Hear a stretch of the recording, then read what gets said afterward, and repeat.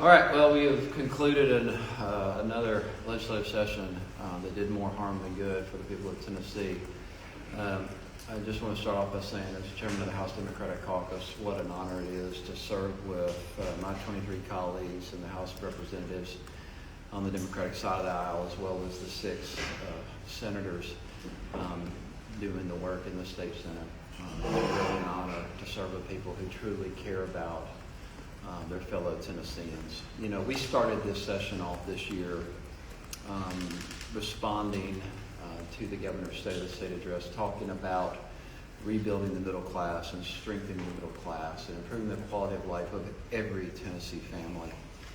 Our goal this year and our agenda this year was based on keeping Tennessee families safe and secure, looking to lower cost of living for every working family, to lower the cost, to increase access to health care, to eliminate the cost of groceries, to build infrastructure, to ensure better, higher paying jobs for our Tennesseans, and really provide and improve our public schools. Public education is the key source of opportunity, and we continue to see that attacked over and over again. This year, what you saw was a governor's budget that was really disappointing and reflected a lot of misplaced priorities. As we have pointed out multiple times, since Republicans have taken over the supermajority, they have doubled the state budget. But people's health care costs have not gone down. Cost of living has not gone down. Gas prices have only gone up. Grocery prices have only gone up. Our schools aren't better funded. Our roads aren't in better shape. So the question we continue to ask is, where's all the money gone? We know where that money is gone. It's gone straight out to corporations and is being enjoyed in boardrooms across the world rather than in living rooms here in the state of Tennessee. And that's truly disappointing. This session was defined by a few discriminatory pieces of legislation, unfortunately, and a continued attack on public education. And I want to hand it over to my colleague right now to talk about the voucher scheme. Who's that going to be? I'm going to voucher scheme. I'll go. First of all, I think obviously we started things with the voucher program, expanding it statewide.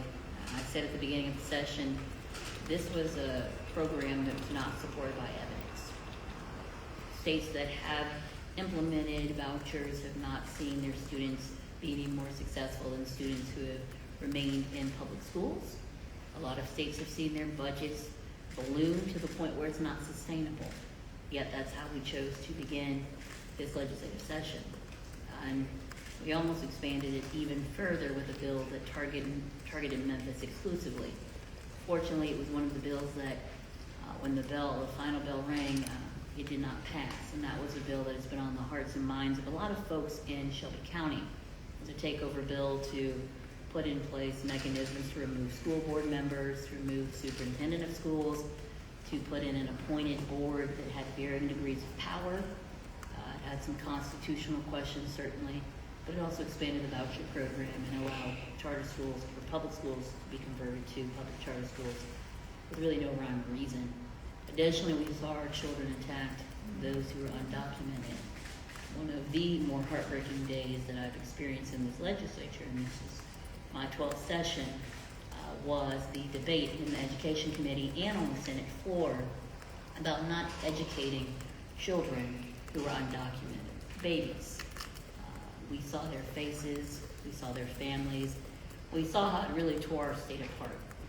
It was something that was not steeped in sound economic policy, but was steeped in politics and hate.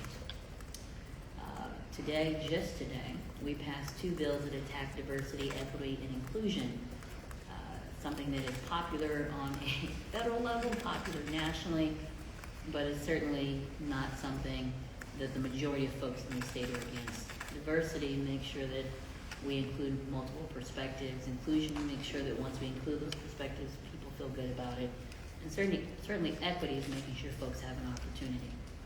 So we're focusing on all these harmful and hateful bills instead of, for the 12th session in a row, not expanding Medicaid, even though we are the #1 state for medical debt, not significantly improving education funding, even though we are 45th in the nation in funding. We saw money being taken out of the general fund to try and handle the massive backlog of roads and bridge repairs across the state.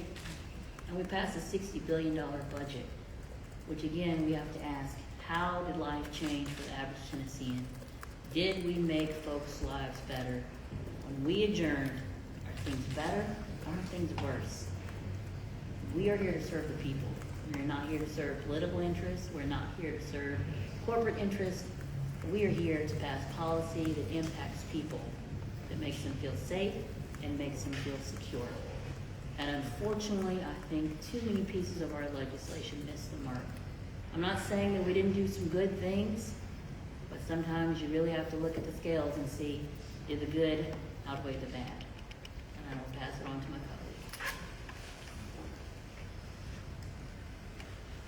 I'm here to talk about a few wins that we were able to accomplish as a legislative caucus.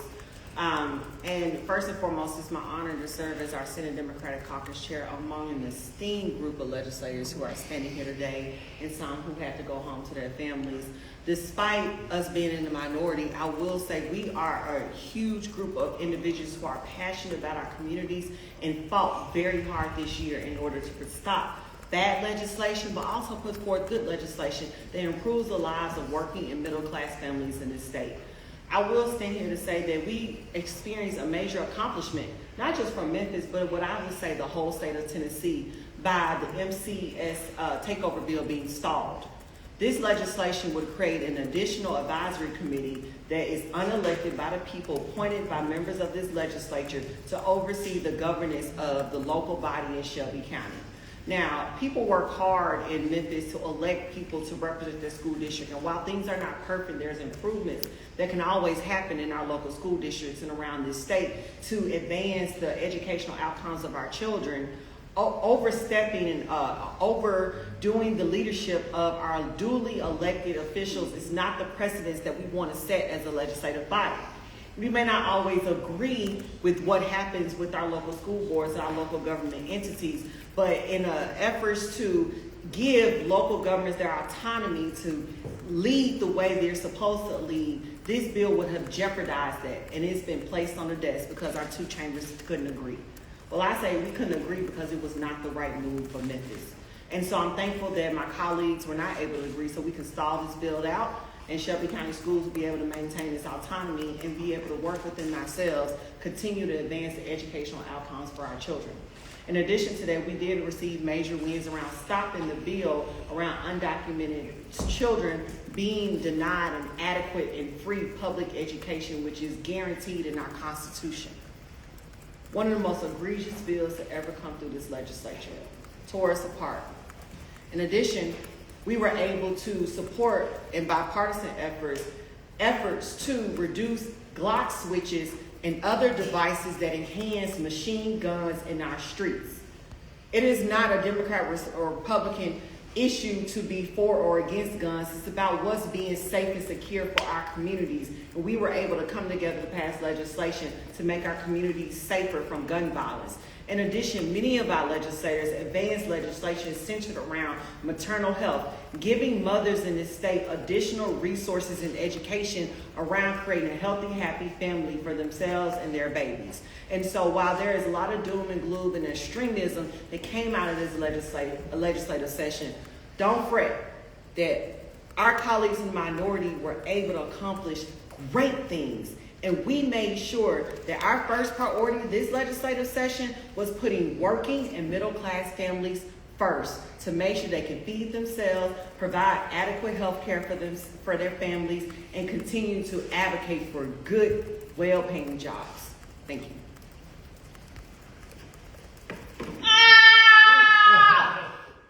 Oh my God, that's how I feel. My counsel says sometimes you just got to scream. This has been a horrible session. Stressful session. We have been dealing with these bills that have been putting us in just these horrible situations, fracturing relationships. I thought COVID was bad to go through and trying to manage. It was a lot of stress during that time. But this stuff here, all the stuff going on at the federal level that has matriculated down here is a problem. Which is why we asked the administration, what are you doing to prepare for the cuts that come?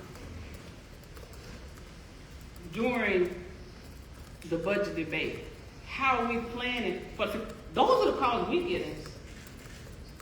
If the federal dollars are going to drop, what are you going to do, state representative, for us? What are my answers? Where do I have to go? That's what they're asking us to do. So we reached out to say, hey, administration, what are you going to do? How are you planning? What impact is this going to have? And if that wasn't enough, we've been passing bills to take away the power from the executive branch and give it to the legislative branch, which makes it political off the top. And it reminded me of Governor Haslam when he wanted to expand Medicaid in Sherwood, Tennessee. And somehow we allowed the legislature to get in it. And it politicized it off the top. And it's still political. You can't even talk about it. There may be a mail piece on me if I vote for that, even though they want it. We got to stop politicizing these things that's hurting people's lives. You've got to be about the business of looking out for our constituents. That's not what I saw this year. I saw a lot of hate-filled bills,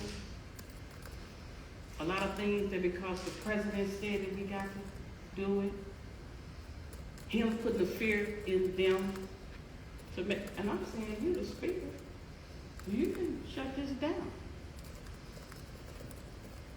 You're the Speaker of the House of Representatives. You can shut this down, Mr. Speaker. But that's not the choice that they made. They allowed these bills to come through the system. They allowed these bills to pass. As if our history and heritage don't mean a thing. That's how we felt. That was the stress that we were dealing with. And this whole session has been on. And it really makes me want to just scream. I just had to let it out. And I know you all seen it. You all saw us fighting in these committees. And the thing about it, even though it's your legislation, when the discussion gets tough from our members, you want to shut it down. In committee, shut it down. Get to the floor, shut it down. Because they really don't have the answers. They can't defend this stuff. They cannot defend it. So it's easier to just shut it down simply because you can and you have the numbers. That's what we've been experiencing. Fighting for citizens in this state. Now, that doesn't mean we're going to quit fighting. We're going to continue to fight. But it's been stressful. Because we know we can do better if we choose to do better. We know that we can help people in terrible situations if we choose to do it. So we got to have the political courage. The Republican supermajority, that is. To do it. And we're going to keep fighting to do it. Keep pushing them. Keep calling them on the carpet. For someone who believes and say that they respect the institution, the committee process, that's where real debate takes place. Until you don't like it, then you shut it down and get mad because I asked you a legitimate question to defend what you're trying to get done. That's what we've been experiencing. That's a problem in this state. and I'm here to say it, that at some point, the people that send them here is gonna feel the impact of these awful policies, that's gonna feel the impact of their legislation. And prayerfully, they will do something about it. Because it's gonna hurt. And when you hurt, you're back against the wall, you come out fighting. And I think that's what the constituents are gonna do. And they realize just what has been happening. And at some point, Democrats gonna have to quit saving them. I ain't stopping no more legislation. Let it pass. Anyway. Questions? Leader? Leader? Yeah, you guys referenced the Republican supermajority several times and how it's made it difficult for you guys to pass bills or sometimes even just debate the bills. And is there anything going forward? Do you guys just want any strategies or anything to try and make it easier for you to debate and pass bills in the Well, as the House Congress Chairman, I think our strategy is to win more seats. Same. That's the only way this is going to happen, is when we break the supermajority.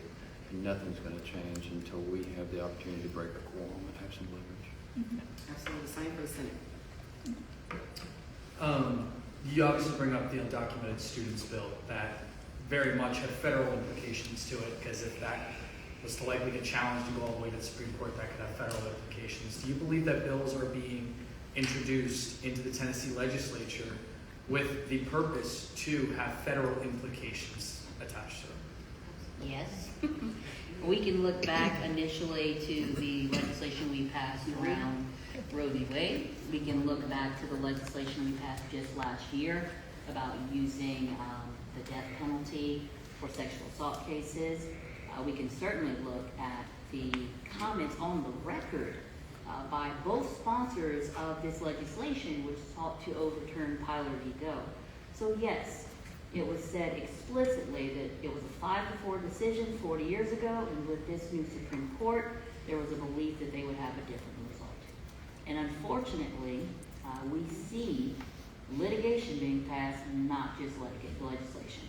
It is a tactic of my colleagues, and you see with the Attorney General's budget being more than doubled in the last couple of years, they are defending more and more lawsuits.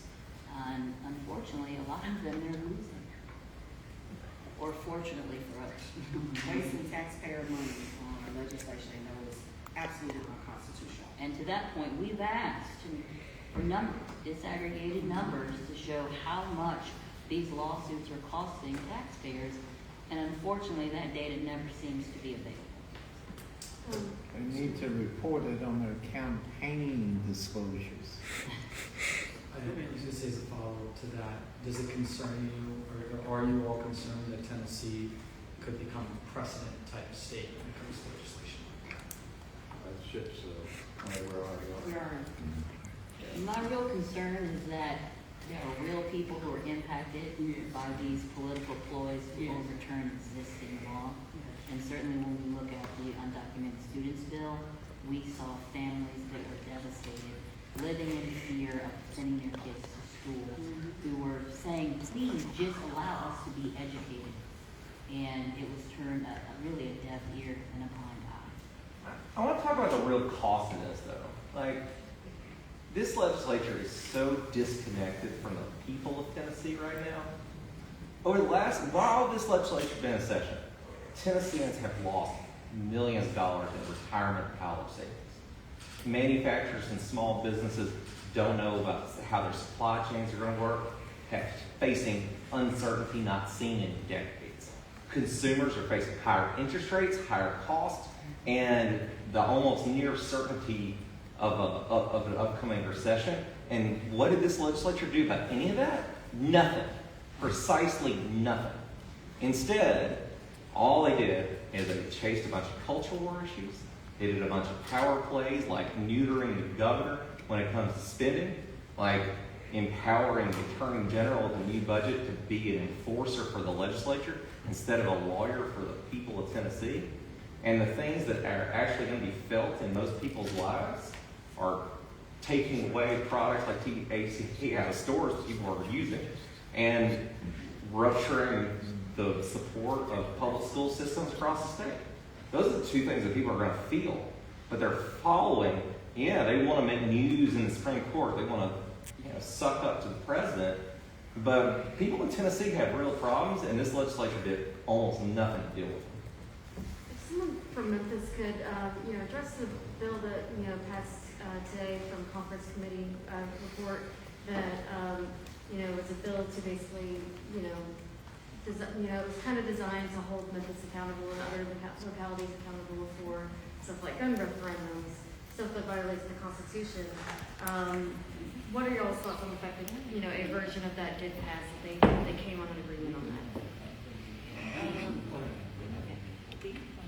I will say, I think that the citizens of Tennessee have a right to make a statement around how they feel about guns, just like the legislature sends out plenty of resolutions making statements on issues that may not be constitutional, may be hyper-partisan.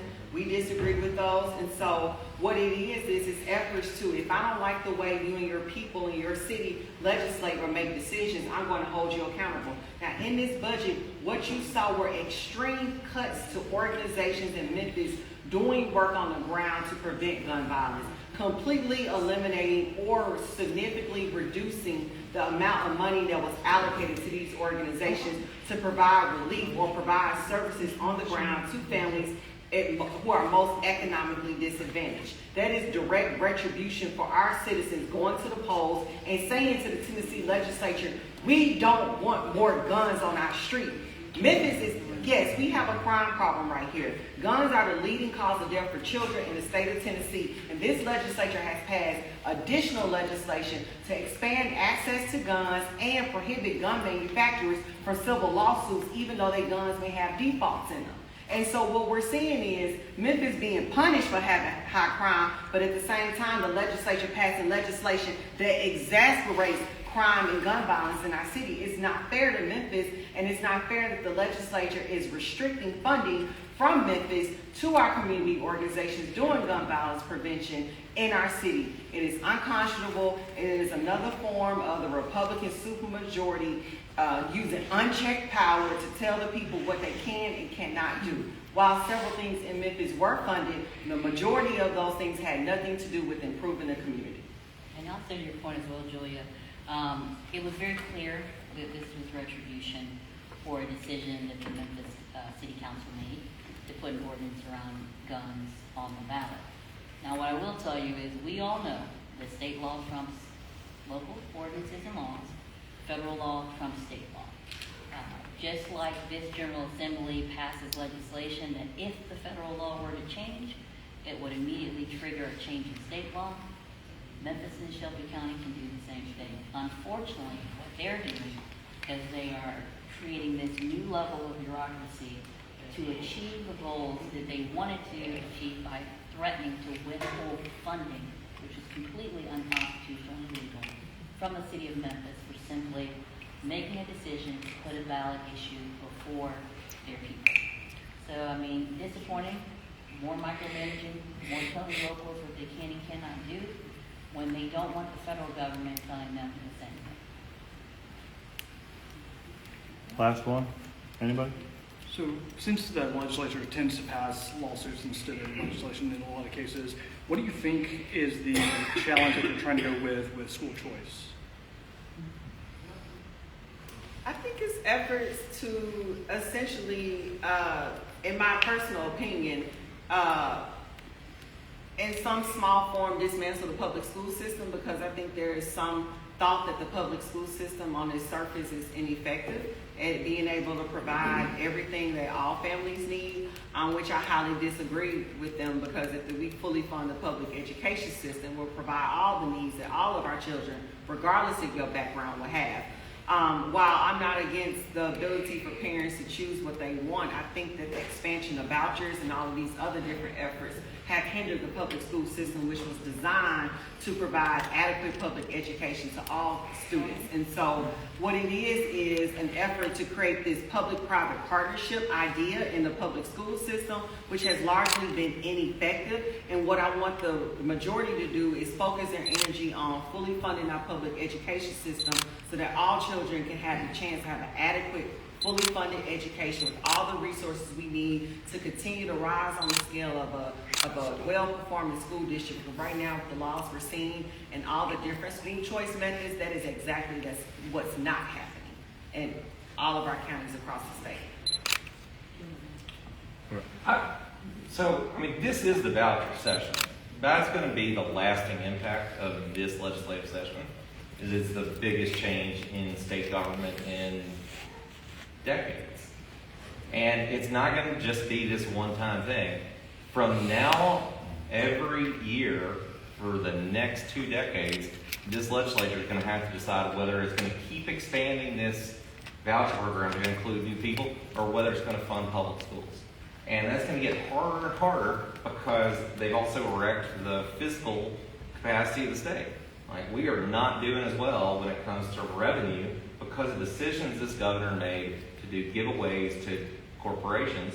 So there's less money, and we're now sending a ton of it to private school vouchers, and we're going to keep doing more every year. And so we know, we've talked to our colleagues across the aisle. They know that their communities didn't want this voucher program. They didn't. They got in trouble every time they went home. There's a reason they passed it in a week, because they knew if they actually had to spend any time with their constituents while that bill was pending, that they would have had a hard time getting it done. And so they snuck that through at the beginning of the session, and we are going to be feeling the repercussions from it for a long time, and it's not going to be a good, not going to be a good thing. I mean, it is going to be hard on people's, every community in the state is going to face complications stemming from that bill. Has there been any response from the administration on the coming federal cuts? No. And do you get the impression that the administration is prepared? Yeah, I mean, look, the reality is last year's budget relied on the federal government to the tune of 42% of our entire state budget. They like to talk about how fiscally responsible they are. We all know that's a false narrative. They rely heavily on the federal government, even though they talk about cutting federal funds, and they continue to refuse and deny federal funds, our own tax dollars. So no, they don't want to face that harsh reality. They held this budget together with duct tape and Band-Aids, and it's because they have driven this state off a fiscal cliff. Right. Look, every one of your headlines about this session are going to read vouchers, immigration, and DEI define this legislative session. I know that. What it should read, if Democrats were in control and there was real leadership in the governor's office, the headlines would read, Tennessee families see investments, record investments in public education, infrastructure, and access to health care, and lowering costs for working families. A unprecedented focus on strengthening the middle class and making Tennessee families feel safe and secure. That's what the headline should be. But these failures are ruining the state and driving it off a fiscal cliff, and you're not going to see that type of result for the benefit of working Tennessee families until something changes, until they're held accountable. And that's what our goal is. And that's what the Tennessee people and families of this state deserve. And they should expect it and vote accordingly. Thank y'all. Thanks, guys.